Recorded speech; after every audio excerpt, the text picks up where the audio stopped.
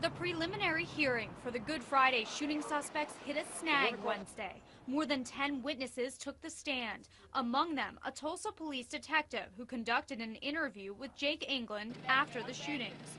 England's attorney moved to suppress that interview, which reportedly included incriminating statements. I think it's apparent from what the officer testified to that during the time that he's talking to Mr. England, he promises that it's going to be maintained as confidential and nobody's going to find out about it. It's up to the judge to decide if the interview violated England's Miranda rights, that anything you say may be used against you.